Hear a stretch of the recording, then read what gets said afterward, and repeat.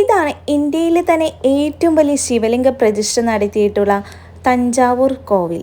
ഇന്ത്യയിലെ ഏറ്റവും വലിയ ഏക ശിലാലിംഗ ശില്പങ്ങളിൽ ഒന്നുകൂടിയാണിത്. ഏകശിലാ രൂപത്തിലുള്ള ഏറ്റവും വലിയ നന്ദി പ്രതിമ കൂടി ഇവിടെയുണ്ട്. മുഖമണ്ഡപത്തിന് അഭിമുഖമായി നിൽക്കുന്ന ഈ ഒരു ഒറ്റക്കല്ലിൽ കൊത്തിയെടുത്ത ഭീമാകരമായ വിഗ്രഹത്തിന് 25 ടൺ വരെ ഭാരമുണ്ട്. ക്ഷേത്രഘടനയുടെ രൂപകൽപ്പന കാരണം ക്ഷേത്രത്തിന്റെ നിഴല് പോലും താഴെ പതിക്കില്ലെന്നുള്ളത് ഈ ക്ഷേത്രത്തിന്റെ ഒരു പ്രത്യേകത കൂടിയാണ്. ഇവിടെ മറ്റൊരു അത്ഭുതം കൂടിയുണ്ട്. ഇവിടുത്തെ ശിഖരം എന്ന് വിളിക്കുന്ന താഴികക്കുടം 81 ടൺ ഭാരമുള്ള ഒറ്റക്കല്ലിൽ നിർമ്മിച്ചെടുത്തതാണ്. പൂർണ്ണമായും ഈ ക്ഷേത്രം കരിങ്കല്ലിലാട്ടോ നിർമ്മിച്ചിട്ടുള്ളത്. 108ഓളം ശിവലിംഗ പ്രതിഷ്ഠകൾ ഈ ചുറ്റമ്പലത്തിനകത്തായി നമുക്ക് കാണാം. ക്ഷേത്രത്തെ സംബന്ധിച്ചുള്ള ചരിത്രങ്ങളും പല നിർണായക വിവരങ്ങളും ഇവിടെ എഴുതി വെച്ചിരിക്കുന്നതായി കാണാം.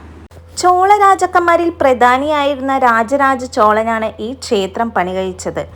ആകാശത്തോട് ചേർന്ന് കിടക്കുന്ന ഗോപുരം തുടങ്ങി ലളിതമെന്ന് തോന്നിക്കുന്ന കൊത്തുപണി വരെ കരിങ്കല്ലിലാണ് പൂർത്തീകരിച്ചിരിക്കുന്നത്. ചോള രാജവംശത്തിന്റെ ശക്തിയും സ്വാധീനമെല്ലാം പ്രദർശിപ്പിക്കുന്നതിന് വേണ്ടിയാണത്രേ ഈ ക്ഷേത്രം പണിതപ്പെട്ടത്. 2010 1000 വർഷം തികയുകയും യുനെസ്കോ ഒരു വേൾഡ് ഹെറിറ്റേജ് സെന്ററായി പ്രഖ്യാപിക്കുകയും ചെയ്തു. ഇതിന്റെ ഐതിഹ്യകഥകളിൽ ഒത്തിരി നിഗൂഢതകൾ നിറഞ്ഞു നിൽക്കുന്നുണ്ടെങ്കിലും ലോകത്തിലെ തന്നെ അത്ഭുത സൃഷ്ടികളിൽ ഒന്നാണ് ഈ ബൃഹദേശ്വര ക്ഷേത്രം.